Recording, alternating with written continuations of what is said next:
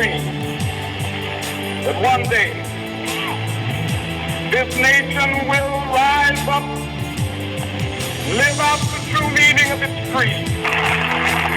So even though we face the difficulties of today and tomorrow, I still have a dream.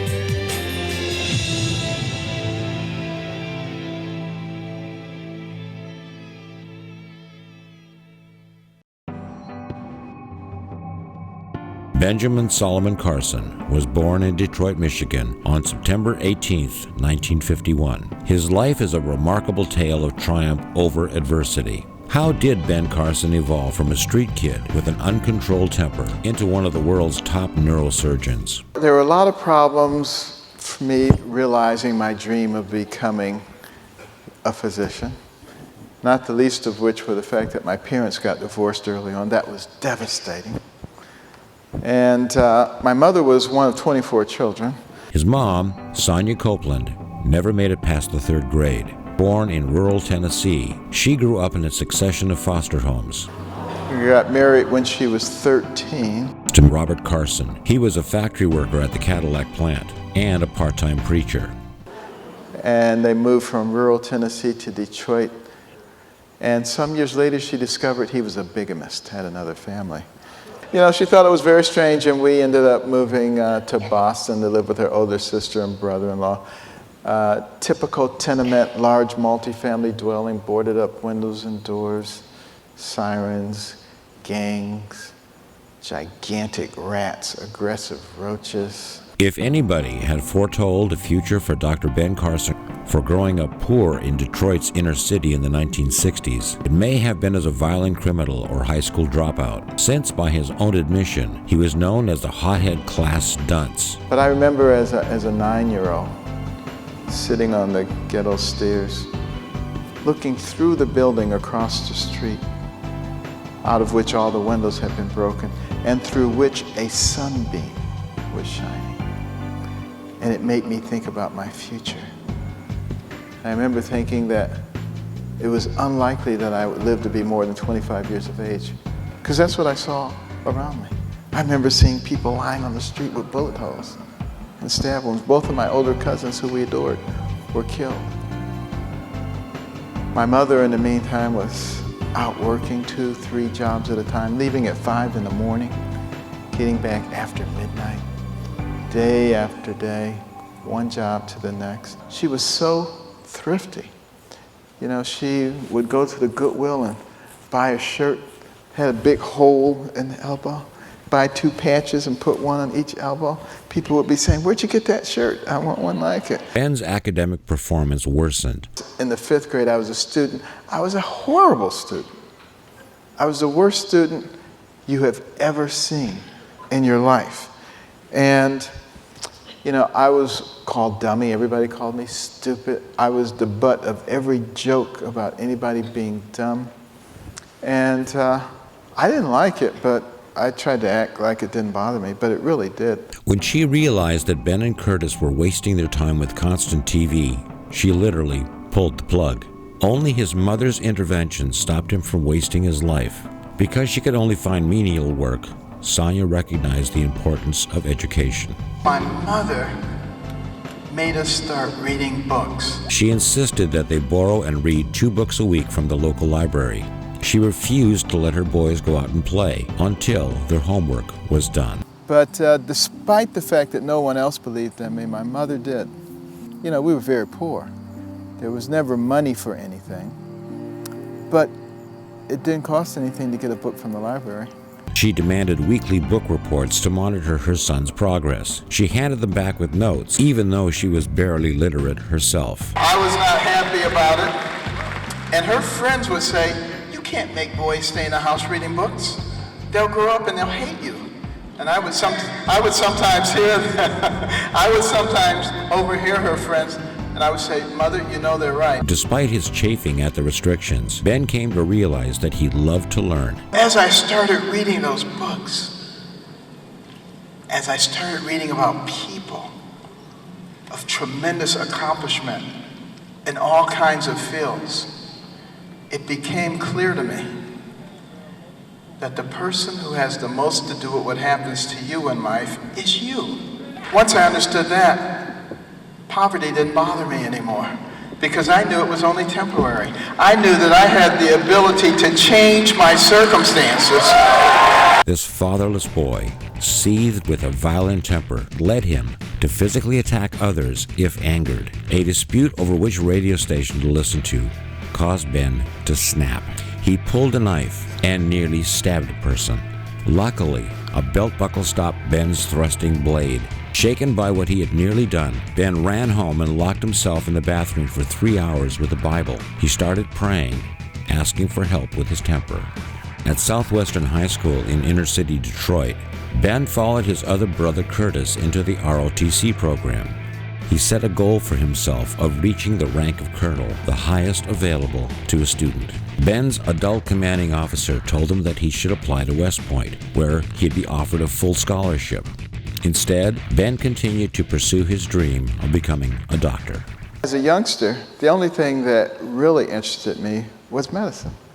I loved anything that had to do with medicine. Anything on radio or television about medicine, I was right there like a magnet. And I even liked going to the doctor's office, so it tells you that I was kind of a strange person. And going to the hospital was like the best thing in the world because, you know, most people get irritated and they say, my time's important too, I'm sitting there waiting for these doctors. But I love waiting for the doctors. I would sit out in the hallway and listen to the PA system. Dr. Jones, to the emergency room, Dr. Johnson to the clinic. They sounded so important. And I would be thinking one day they'll be saying, Dr. Carson, Dr. Carson. But of course, now we have beepers, so you still don't get to hear it. But despite the downturn in Detroit's auto industry, Ben persisted in finding summer work. Between that money earned and a scholarship, he managed to attend Yale University, where he earned a BA in psychology in 1973. Later, Carson enrolled in the University of Michigan Medical School, drawing on his fascination with the mind to study neurosurgery. In 1975, he married professional violinist Lucinda Candy Rustin, who he met at Yale. After Carson earned his medical degree in 1977, the two of them moved to Baltimore, Maryland, where he became a resident at Johns Hopkins University that year. They went on to have 3 sons, Royce, Benjamin Jr., and Murray. Carson's skill with a scalpel and his superior visualization ability turned him into a first-rate surgeon. when I decided that I wanted to be a neurosurgeon, well, I wanted to go to the place that's best known for neurosurgery, and that would be Johns Hopkins. By 1982, he was chief resident in neurosurgery at Johns Hopkins. Through hard work, his mother's love and faith, he had fulfilled his dream. In 1983, Carson took a position as a neurosurgeon at Sir Charles Gairdner Hospital in Perth, Australia. In the year he was there, he honed his skills tremendously. He returned to Johns Hopkins in 1984. The next year, at age 33, he became the youngest major division director in the hospital's history as Director of Pediatric Neurosurgery. He also became a co-director of the Johns Hopkins Cardiofacial Center. Using newly developed techniques on September 4, 1987, Carson supervised a team of 70 doctors, nurses, and support crew in a 22-hour surgery to separate two 7-month-old twins, Patrick and Benjamin Binder, who were joined at the head. The children survived, although both suffered brain damage. But sometimes dreams don't lead to good places, and I'm sure some of you remember the case of the Bajani twins, the 29-year-old Iranian women who were joined at the head. Their lifelong dream was to be separated. They scoured the planet looking for a team that would be willing to take on that kind of risk. Everybody agreed that there was no better than a 50-50 chance of them surviving such an operation. When I was first contacted about their case, I told them about Chang and Ing Bunker, the original Siamese twins who lived until they were 63 years old. But they didn't want to hear about that. And they kept searching until they found a team that was willing to do it in Singapore. And they had actually separated a set of twins from Nepal. Some years earlier, I was actually involved in that case, so they managed to convince me to come and join them against my better judgment. But when I met those young ladies, I was duly impressed. They were full of personality, vivacious, smart, had learned to speak English in only 7 months, if you can imagine that. They both had college degrees. They both had law degrees. Only one wanted one, but they both had law degrees. They had a very good impression of the risks that they were undertaking. And they said something to me that really struck me. They said, "Doctor, we would rather die than spend another day stuck together." And that seemed kind of harsh to me, but then I did something that I highly recommend to everybody. I put myself in their shoes. I said, what would it be like to be stuck to somebody 24/7? Couldn't get away from them for 1 second. It could be the person you like the most in the whole world. How long would you like them for? And I began to realize what they were feeling. Well, you know, that operation proceeded. We were in the 3rd day. We were about 90% finished. Some people were starting to celebrate. I was not among them. Because when we got to the very last part of the operation, they started bleeding. Under such pressure, you couldn't stop it. You put a clip on it, and it would rupture behind the clip.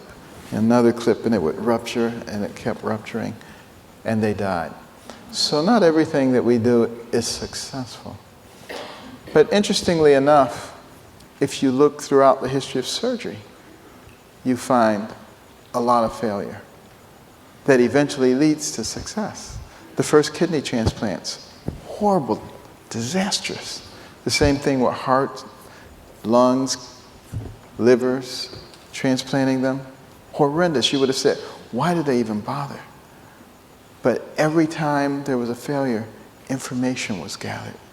Things were learned, and now all of those things can be done quite routinely. In 2001, CNN and Time magazine named Dr. Ben Carson as one of the nation's 20 foremost physicians and scientists.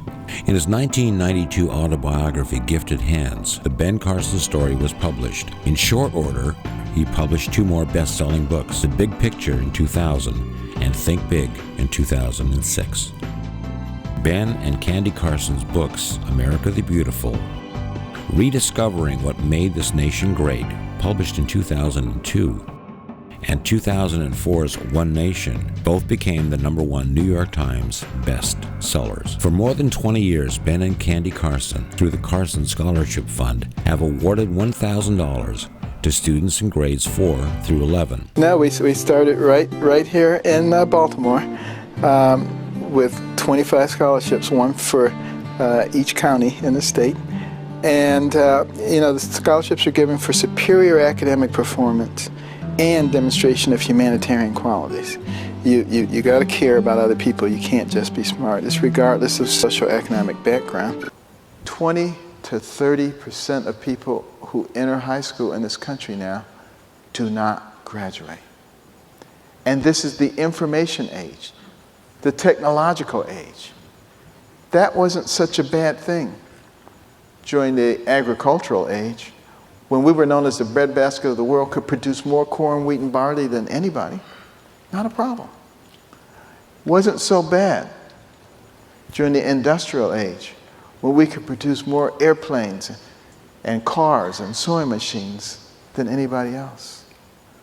But we're no longer in the industrial age or the agricultural age. We're in the information age, where knowledge is power. So we can't afford to have that number of people dropping out of high school. The fund builds and maintains Ben Carson reading rooms for children to cultivate the love of reading that turned Dr. Carson's life around. We all can benefit from more knowledge. You know, I like to challenge people to make a promise to themselves that for the next 1 year, they're going to spend a half an hour every day learning something new. Just a half an hour. Not much time at all. A lot of people spend that much time on the toilet. Take a book in there. with you. Okay? And learn during that time, half an hour. Carson was forced to slow down after developing prostate cancer in 2002. He fully recovered from the operation and is now cancer-free. In 2006, Dr. Ben Carson received the Spingarn Medal from the NAACP, the organization's highest award for outstanding achievement. In 2010, Dr. Carson was elected to the National Academy of Sciences Institute of Medicine, considered one of the highest honors in the field of health and medicine. Ben Carson has been granted 67 honorary doctorate degrees and numerous other awards, including the United States' highest civilian award, the Presidential Medal of Freedom. I would like to be remembered as a person who helped people to understand the incredible potential that they had, and to help people realize that they really don't have to depend on a lot of other people. In February 2013, Dr. Carson spoke at the National Prayer Breakfast, where he criticized President Barack Obama for his positions on taxation and health care.